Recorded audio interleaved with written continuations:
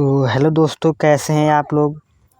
आप लोगों को पता होना चाहिए कि इस चैनल पर जो है 2023 एग्ज़ाम से रिलेटेड वीडियो अपलोड किया जा रहा है। अभी तत्काल में हिस्ट्री का आप लोग मैं VBA ऑब्जेक्टिव क्वेश्चन को प्रोवाइड करा रहा हूं। अगर आप लोग पहला वीडियो हिस्ट्री का पार्ट 1 नहीं देखे हैं तो जाकर प्लेलिस्ट में देख सकते हैं, और दूसरा वीडियो भी जाकर आप लोग प्लेलिस्ट में देख सकते हैं। 2023 के नाम से प्लेलिस्ट में बनाकर उसमें दोनों वीडियो को डाल दिया हूं। और आज के इस वीडियो में हम लोग मॉडल सेट 3 करने वाले हैं, जिसमें VBA ऑब्जेक्टिव क्वेश्चन रहेगा। यह आपके एग्जाम के लिए बहुत ही इम्पोर्टेंट साबित होने वाला है, क्योंकि अगर आप लोग को विश्वास नहीं होता होगा, अगर आप लोग सेंटर एग्जाम देकर आते हैं तो आप लोग को फाइनल पता चल जाएगा कि आपके सेंटर एग्जाम में इसमें जो है 50% से ऊपर क्वेश्चन रहने वाला है। तो चलिए अब मैं टाइम को नहीं लेते हुए स्टार्ट करता हूं। इसमें टोटल हम लोग को 60 ऑब्जेक्टिव क्वेश्चन को देखना है, जो बहुत ही इंपॉर्टेंट है। अगर आप लोग सेंटर एग्जाम जैसे ही आपका होगा तो आपको पूरा ध्यानपूर्वक समझ आ जाएगा कि इस बार जो मैं मॉडल सेट करा रहा हूँ आप लोग को, यह मॉडल सेट आपके फाइनल एग्जाम के लिए कितना महत्वपूर्ण होने वाला है। तो चलिए पहला क्वेश्चन है, सिंधु घाटी सभ्यता में विशाल स्नानागार के अवशेष कहाँ से प्राप्त हुए।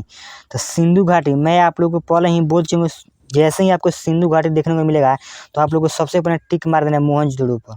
ठीक है, तो इसका right answer option number A. Question number 2 है, पुराणों की संख्या है। तो पुराणों की संख्या टोटल कितने, 18 है। इसका right answer option number B. Question number 3 है कि महावीर ने पार्श्वनाथ के सिद्धांतों में नया सिद्धांत क्या जोड़ा। तो महावीर ने पार्श्वनाथ के सिद्धांतों में नया सिद्धांत जोड़े थे। क्या जोड़े थे? तो ब्रह्मचर्य को जोड़े थे। क्वेश्चन नंबर 4 है, प्रयाग प्रस्ति की रचना किसने की थी। तो प्रयाग प्रस्ति की जो रचना किया गया था वह हरिश्चंद्र के द्वारा किया गया था। क्वेश्चन नंबर 5 है, अर्थशास्त्र के लेखक कौन है। तो अर्थशास्त्र के जो लेखक है कौन है, तो कौटिल्य है। क्वेश्चन नंबर 6 है, चौथी बौद्ध संगीत किस शासक के काल में हुआ था। तो चौथी बौद्ध संगीत जो हुआ था वह कनिष्क के काल में हुआ था। आप सभी से एक और रिक्वेस्ट रहेगा कि आप लोगों को यह वीडियो उतना फ्रेश नहीं दिख रहा होगा तो आप लोग अपने वीडियो का क्वालिटी बढ़ा सकते हैं, क्योंकि यह जो मॉडल सेट है, मैं जब 2020 में एग्ज़ाम दिया था उस समय इस मॉडल पेपर को मैं पढ़ा हूँ, तो इसलिए थोड़ा गंदा हो चुका है।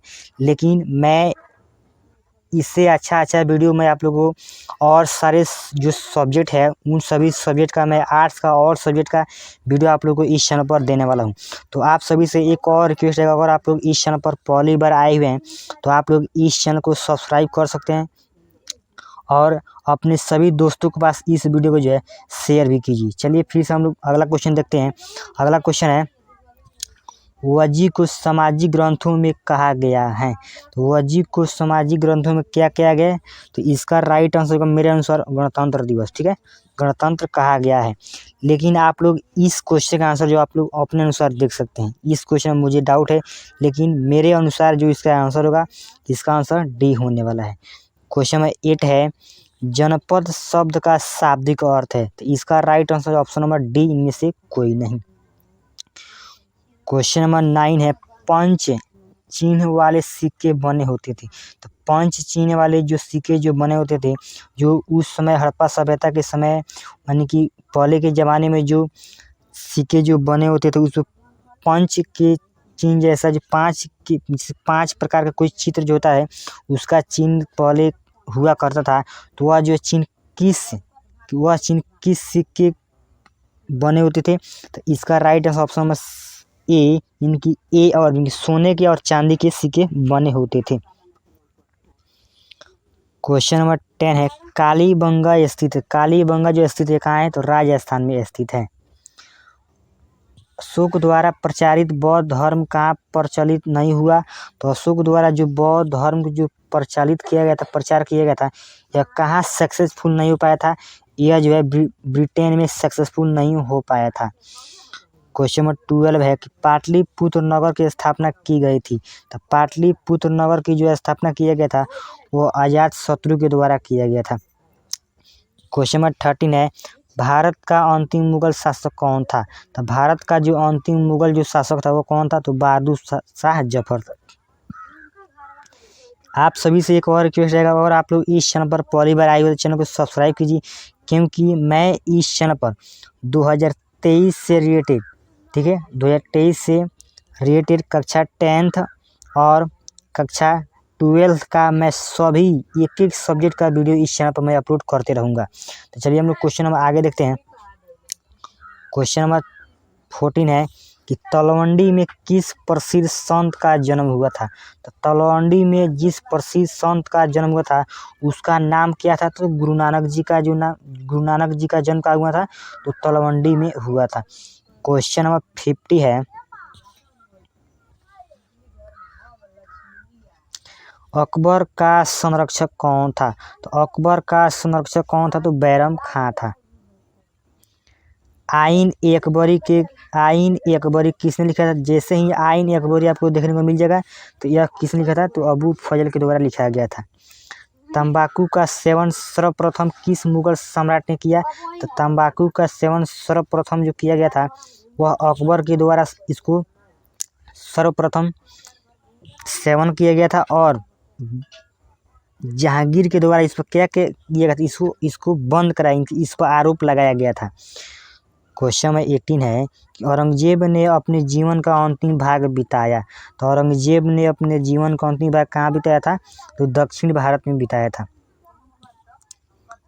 अल बिरूनी किसके साथ भारत आया। तो अल बिरूनी जो है महमूद गजनवी के साथ भारत आया था। इब्न बतूता ने अपनी यात्रा का विवरण लिखा था। तो इब्न बतूता ने अपनी यात्रा का विवरण अरबी भाषा में लिखा था। क्वेश्चन नंबर 21 है कि निम्न में से महिला संत थी। तो निम्न में से महिला संत कौन थी। तो इनमें से सभी इसका राइट आंसर हो जाएगा। क्वेश्चन नंबर 22 है, शेख मोइनुद्दीन चिश्ती की दरगाह कहाँ स्थित है। शेख मोइनुद्दीन चिश्ती की दरगाह जो स्थित है यह अजमेर में स्थित है। गोपुरम का संबंध है। तो गोपुरम का संबंध किससे, तो मंदिर से है। हम्पी नगर किस साम्राज्य से संबंधित है। तो यह विजयनगर साम्राज्य से संबंधित है। यह सभी क्वेश्चन आपके एग्जाम के लिए बहुत ही इंपॉर्टेंट है। अस्थाई बंदोबस्त कहाँ लागू किया गया। तो अस्थाई बंदोबस्त जो लागू किया गया था वह बंगाल में लागू किया गया था। बिहार में 1857 के विद्रोह का प्रमुख नेता कौन था। तो बिहार में जो 1857 के जो विद्रोह का जो प्रमुख नेता था कौन था। इसका राइट आंसर ऑप्शन नंबर कौन सा, तो डी नंबर वीर कुंवर सिंह। क्वेश्चन 27 है, संस्थाल विद्रोह का नेता कौन था। तो संस्थाल विद्रोह का जो नेता कौन था वो कौन था, सिंधु। इनकी सिंधु एवं कानू के द्वारा संस्थाल विद्रोह के नेता चुने गए थे। दोनों क्या थे, आपस में दोनों भाई थे। क्वेश्चन 28 है, बिहार में चंपारण सत्याग्रह कब शुरू हुआ। तो बिहार में चंपारण सत्याग्रह जो शुरू हुआ था 1917 ईस्वी में शुरू हुआ था। दामिन ई कोह क्या था। तो दामिन ई कोह जो क्या था वो भूभाग था। क्या था, तो भूभाग था। यह थोड़ा यहाँ पर मिट चुका है इसलिए मैं यहाँ पर लिख दे रहा हूँ। क्या था, तो भूभाग था। क्वेश्चन नंबर 13 है कि कार्नवालिस कोड बनाए। यह तो क्वेश्चन आपके एग्जाम के लिए बहुत ही VVI है। इस क्वेश्चन को बहुत बार पूछा जा चुका है। इसका right answer option number D 1793 में हुआ था। क्वेश्चन नंबर 31 है, संस्थाल विद्रोह कब हुआ था। संस्थाल विद्रोह जो हुआ था 1855 ईस्वी में। ये भी क्वेश्चन को बहुत बार रिपीट किया गया है। क्वेश्चन नंबर 32 है, भारत की राजधानी कलकत्ता से दिल्ली स्थानांतरित कब हुई थी। तो भारत की राजधानी जो पहले कहाँ थी, दिल्ली थी, और दिल्ली से कलकत्ता पहले कहाँ थी, तो कलकत्ता थी। कलकत्ता से कब इसको स्थापित किया गया था, 1911 ईस्वी में। क्वेश्चन नंबर 33 है, गेटवे ऑफ इंडिया का निर्माण कब हुआ था। तो गेटवे ऑफ इंडिया का जो निर्माण हुआ था 1912 ईस्वी में इसका निर्माण हुआ था। पुर्तगालियों ने गोवा पर कब अधिकार किया। तो पुर्तगालियों के द्वारा जो गोवा पर अधिकार किया गया था कब किया गया था, तो 1510 ईस्वी में अधिकार किया गया था। क्वेश्चन 35 है, कलकत्ता में सर्वोच्च न्यायालय की स्थापना की गई। तो कलकत्ता में सर्वोच्च न्यायालय की जो स्थापना किया गया था कब किया गया था। इसका right answer option number B की 1773 में। क्वेश्चन नंबर 36 है, भारत में रेलवे की शुरुआत हुई थी? तो भारत में रेलवे की जो शुरुआत हुआ था 1853 ईस्वी में हुआ था। भारतीय राष्ट्रीय कांग्रेस की स्थापना कब हुई थी? तो भारतीय राष्ट्रीय कांग्रेस जो पार्टी है, इस पार्टी का जो स्थापना हुआ था कब हुआ था? तो 1885 ईस्वी में इसका स्थापना हुआ था। क्वेश्चन नंबर 38 है, स्वतंत्र भारत का अंतिम गवर्नर जनरल कौन था? इसका राइट आंसर सी, यानी कि सी राजगोपालचारी। क्वेश्चन नंबर 39 है, संविधान सभा की प्रारूप समिति का अध्यक्ष कौन है? ये भी क्वेश्चन आपके एग्जाम के लिए बहुत इंपॉर्टेंट है। इसमें से लगभग मैं आपको गारंटी के साथ बोल सकता हूँ कि इस बार जो मैं मॉडल सेट आप लोग करा रहा हूँ, क्वेश्चन बैंक आपको कराऊंगा, इसमें से 90% से ऊपर क्वेश्चन जो आपके एग्जाम में, फाइनल एग्जाम में देखने को मिल सकता है। मैं आप लोग लाइव, जब आप लोग एग्जाम देखा जाएगा, मैं इसको आप लोग लाइव प्रूव कराऊंगा कि मेरे द्वारा कराए गए कितने क्वेश्चन जो है आपके एग्जाम में टच हुआ है। ठीक है, तो क्वेश्चन नंबर 39 का आंसर होगा ऑप्शन नंबर बी, यानी कि डॉक्टर भीमराव अंबेडकर। तो संविधान सभा की प्रारूप समिति के अध्यक्ष कौन थे? डॉक्टर भीमराव अंबेडकर। क्वेश्चन 14 है, 40वां क्वेश्चन है, भारतीय संविधान के अनुसार संप्रभुता नहीं था। तो भारतीय संविधान के अनुसार जो संप्रभुता नहीं है कहाँ है? तो प्रधानमंत्री। ठीक है, इसका राइट ऑप्शन नंबर डी, प्रधानमंत्री। हड़प्पा सभ्यता का सबसे बड़ा नगर कौन था? तो मोहनजोदड़ो। धम्म महामात्रों को किसने नियुक्त किया था? तो धम्म महामात्रों को अशोक के द्वारा नियुक्त किया गया था। हीनयान और महायान संप्रदाय किस धर्म से संबंधित है? तो हीनयान और महायान यह जो किस धर्म से सांप्रदायिक है? इसका right answer option number B, यानी कि बौद्ध धर्म से। क्वेश्चन 44 है, अकबर निम्नलिखित में किस पद पर अधिकार नहीं कर सका? तो अकबर जो है मेवाड़ पर अधिकार नहीं कर पाया था। क्वेश्चन 45 है, निम्नलिखित में कौन मुगल बादशाह आलमगीर के नाम से जाना जाता है? इसका राइट आंसर सी, यानी कि औरंगजेब। 46 नंबर क्वेश्चन है कि अर्थशास्त्र एवं नीतिका के किस राजवंश के विषय में जानकारी मिली है? तो मौर्य वंश के विषय में जानकारी मिली है। क्वेश्चन नंबर 47 नंबर क्वेश्चन है, स्तूप का संबंध किस धर्म से है? तो स्तूप का जो संबंध है वह बौद्ध धर्म से है। क्वेश्चन 48 नंबर क्वेश्चन है, एलोरा के कैलाश मंदिर का निर्माण किस राजवंश ने किया? तो एलोरा के जो कैलाश मंदिर का निर्माण किया गया था यह मल्लव के द्वारा किया गया था। बाबर की आत्मकथा का क्या नाम है? तो बाबर की आत्मकथा का जो नाम है क्या है? तो बाबरनामा। क्वेश्चन 50 नंबर क्वेश्चन है, आइन अकबरी नामक प्रसिद्ध ग्रंथ की रचना किसने की थी? तो अबुल फजल के द्वारा आइन अकबरी को रचना किया गया था। 51 नंबर क्वेश्चन है, दिल्ली से दौलताबाद किस शासक ने अपनी राजधानी परिवर्तित की? तो आप लोगों को पता होना चाहिए, मोहम्मद तुगलक। 52 नंबर क्वेश्चन है, इब्न बतूता ने अपनी यात्रा का विवरण लिखा था। तो इब्न बतूता ने अपनी यात्रा का जो विवरण लिखा था वो अरबी भाषा में लिखा था। 53 नंबर क्वेश्चन है कि हम्पी नगर किस साम्राज्य से संबंधित है? तो हम्पी नगर जो है यह विजयनगर साम्राज्य से संबंधित है। मैं आप लोगों को फास्ट कराने का कोशिश कर रहा हूँ, क्योंकि वीडियो जो लंबा चौड़ा हो जाता है तो हमको अपलोड करने में अपने चैनल पर बहुत सारा दिक्कत होने लगता है, इसलिए मैं आप लोगों को फास्ट में वीडियो को रिकॉर्ड कर रहा हूँ। 54 नंबर क्वेश्चन है कि विजयनगर साम्राज्य की स्थापना कब हुई थी? तो विजयनगर साम्राज्य की जो स्थापना हुई थी वो 1336 ईस्वी में हुआ था। क्वेश्चन 55 है कि विजयनगर के शासकों ने अपने आप को कहा, तो विजयनगर के शासकों ने जो अपने आप को कहा क्या कहा था? तो राव कहा था। क्या था? राव कहा था। क्वेश्चन 56 है, आइन ए अकबरी कितने भागों में विभक्त है? तो आइन ए अकबरी कितने भागों में विभक्त है? इसका राइट ऑप्शन नंबर डी, यानी कि 5 भागों में विभक्त है।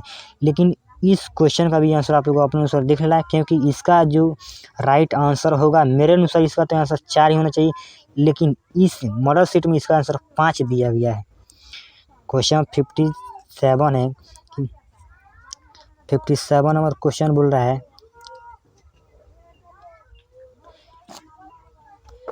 किस प्रशासकीय सुधार के लिए शेरशाह खास तौर पर जाना जाता है? तो किस भूमि सुधार व्यवस्था के लिए शेरशाह खास तौर पर जाना जाता है। 58 नंबर क्वेश्चन है कि तंबाकू का सेवन सर्वप्रथम किस मुगल सम्राट ने किया। तो इसका राइट ऑप्शन नंबर ए, यानी कि तंबाकू का सेवन अकबर के द्वारा सर्वप्रथम पहली बार किया गया था। क्वेश्चन 59 है कि दीवान ए अशरफ का अर्थ है। तो दीवान ए अशरफ का क्या अर्थ है। तो सेना विभाग का अध्यक्ष।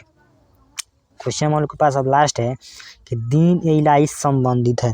तो दीन ए इलाही किससे संबंधित है। तो यह अकबर से संबंधित है। तो ये रहा हम लोग का आज का पार्ट 3 हिस्ट्री का VBE ऑब्जेक्टिव क्वेश्चन। इसके बाद मैं आप लोगों के लिए चैप्टर पार्ट 4 लेकर आने वाला हूँ। अगर आप लोग पार्ट 1 और पार्ट 2 का वीडियो नहीं देखें तो आप लोग जाकर इस चैनल के प्लेलिस्ट में जाकर देख सकते हैं।